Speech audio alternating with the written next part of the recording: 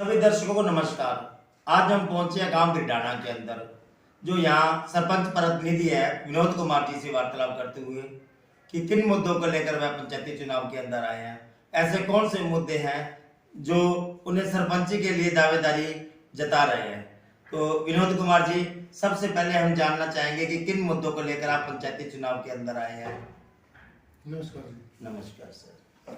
Sir, आज मुद्दे तो हैं अनेक। सबसे बड़ा तो मुद्दा है नशाखोरी का। चीटे का प्रकोप बहुत ज़्यादा है बेडाना गाँव में। अभी रात में मैंने देखा था एक बंदे को वो इंजेक्शन वगैरह लगा लिया था। उनके घर वालों का फ़ोन आया, हमारे गांव के पत्रकार की सहायता से वो उस हॉस्पिटल लेके गए, जहां उसको मृतक घोषित कर दिया गया। ऐसे यानी हर गली में, हर मोहल्ले में चीटे वालों का प्रकोप है। रात को बाहर निकलना भी भारी मुश्किल हो गया है। और इधर सफाई व्यवस्था है या गांव में, और चारों तरफ गांव के पानी, बारिश का इकट्ठा होना और होना, मुद्दे तो अनेक है सर। तो जानकारी लेते हुए विनोद जी, जैसे कि उनके आगे भी और जैसे समस्या रही है, जैसे गांव के अंदर जो डालियों को जाने वाले रास्ते हैं या गलियों को जाने वाले रास्ते हैं, तो उनके बारे में आप रूबरू होना चाहोगे कि किस प्रकार की नीति रहेगी आपकी। सबसे पहले तो गांव की फिरनी का विशेष ध्यान दिया जाएगा। आज भी गांव की हमारी फिरनी है जो बिल्कुल कच्ची पड़ी हुई है, उनको लेकर। उसके बाद ढाणियों के रास्तों का विशेष प्रबंध किया जाएगा। किसी और ढाणियों के रास्तों की ओर आज तक किसी सरपंच ने ध्यान नहीं दिया है।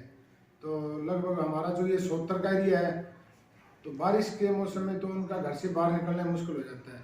तो खासकर 70 एरिया में तो सबसे पहले ना सड़कें ही बनवाने का काम करेंगे। जानकारी के अनुसार जो यहाँ सड़कों की जो स्थिति है काफी चिंताजनक है।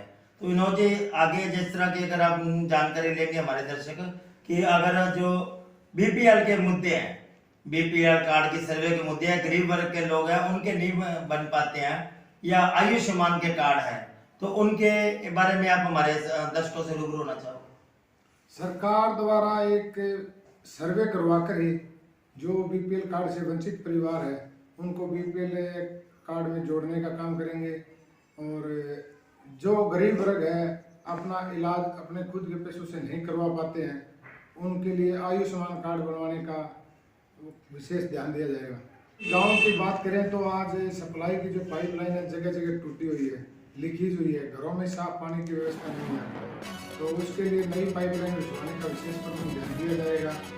इधर जगह जगह गलियों में गड्ढे, तो उनको भी रुकवाया जाएगा।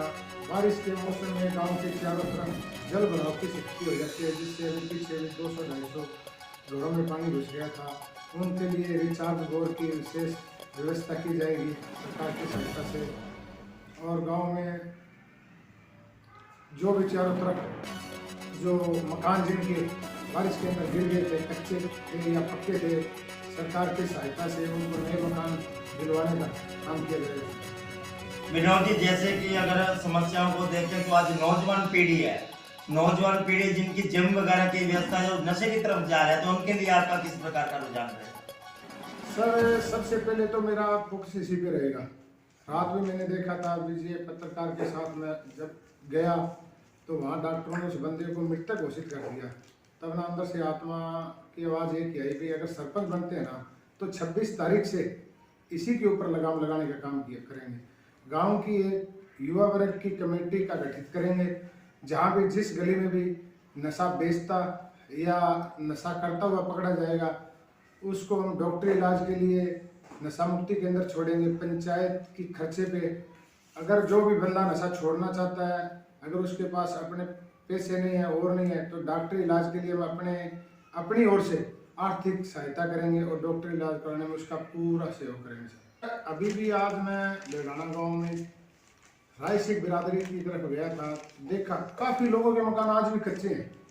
हम 21वीं सदी में जी रहे हैं, लेकिन हमारे पीएम साहब, सीएम साहब बार बार बोल रहे कि गांव में किसी के कच्चे मकान नहीं होने चाहिए, लेकिन उन लोगों की आज भी कच्चे मकान है। समझ में नहीं आ रहा आज तक जो भी पंचायतें बनी है, जो भी गांव से प्रतिनिधि चुने आए हैं, उन्होंने किया क्या है।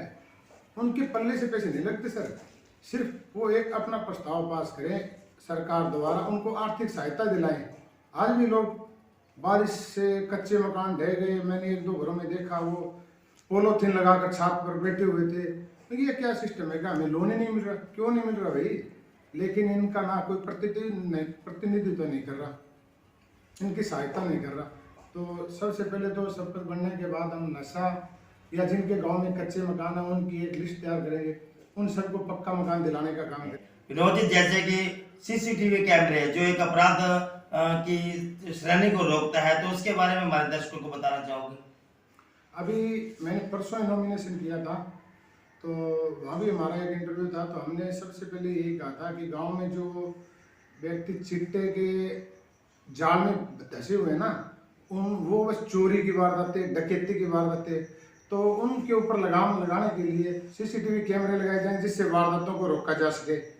इधर सरकारी स्कूल है हमारा, उसके अंदर भी काफ़ी बच्चे बाहर घूमते रहते हैं, औरतें हैं, तो उधर स्टाफ का प्रबंध किया जाएगा, खासकर लड़कियों की ओर विशेष ध्यान दिया जाएगा, क्योंकि बेडाना के अंदर करीबन 400-500 परिवार मनरेगा से ही गुजारा होता है। तो जानकारी लेते हुए स्वच्छ अभियान को, अगर बेडाना ग्रामवासी एक बार सेवा का मौका देते हैं ना, तो किसी बुजुर्ग को पेंशन के लिए फतेहाबाद जाने की जरूरत नहीं पड़ेगी, किसी माता या बहन को इलाज के लिए कहीं किसी के आगे हाथ फैलाने की जरूरत नहीं पड़ेगी। हम सफाई का विशेष ध्यान रखेंगे, विकास कार्यों की जड़ी लगाने का काम करेंगे। आज तक आपने राजनेता देखा है, एक सेवक के रूप में अगर देखना चाहते हो तो विनोद कुमार की सपोर्ट करो। बेडाना गाँव वासियों, धन्यवाद। तो एक अपील बेडाना वासियों के नाम, भावी सरपंच प्रतिनिधि विनोद कुमार जी, ऐसे मैं आपको गांव से रूबरू करवाता रहूंगा। मैं सुरेंद्र कुमार, कैमरामैन प्रिंस के साथ।